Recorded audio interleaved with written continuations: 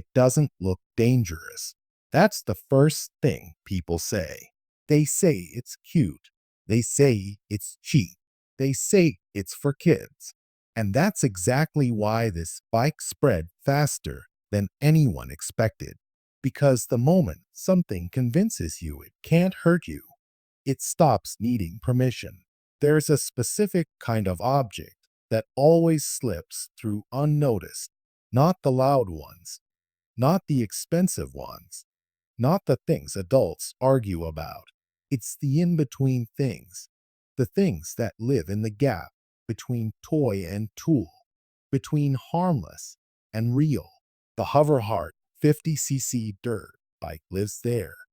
And that's not an accident. Scroll through comments. Watch the reactions.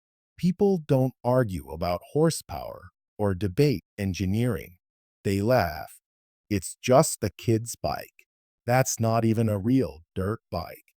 Who would take this seriously? That laughter is the tell. Because ridicule is what happens when something feels beneath analysis. And anything beneath analysis moves freely.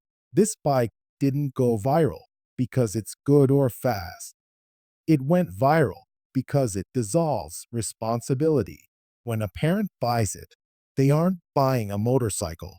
They're buying a starter, a practice object, a safe mistake, or at least that's the story. Look at the design. Bright colors, compact frame, non-threatening proportions. It doesn't challenge you. It reassures you. It says, you don't need to think too hard about me. And that sentence sells more units than any ad ever could. But a 50cc engine doesn't care about your intentions. It doesn't know it's supposed to be a toy, or that it was bought casually, or that someone laughed before clicking buy now. It only knows torque, friction, balance, and speed. Physics doesn't downgrade itself because the price was low. That's where the unease starts. Because once something mechanical enters your life under the label of harmless, you treat it differently. You supervise less, research less, normalize more, and hand it over sooner than you should. Notice who this bike is never marketed to directly. Not experienced riders, not mechanics, not people who would overthink it. It's marketed sideways, through parents, through gifts, through first bike language that removes agency and says, this decision doesn't really count. Trends don't form around objects. They form around permission. The Hoverheart didn't trend because people wanted it, but because people felt allowed to buy it without guilt. No identity risk, no expertise required, no social friction, just a box on the porch and a moment of excitement. Then something else happens. The kid grows, the confidence grows, the terrain changes, but the mental label stays the same. It's just that little bike. That's how limits get ignored. Not with defiance, but with familiarity. There's a reason experienced riders don't mock small engines. They respect escalation. They know the first machine teaches the body what risk feels like.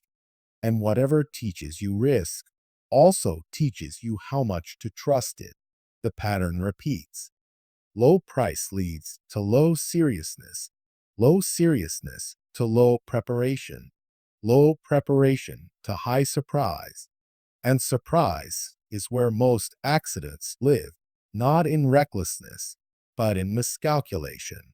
Ask yourself something uncomfortable.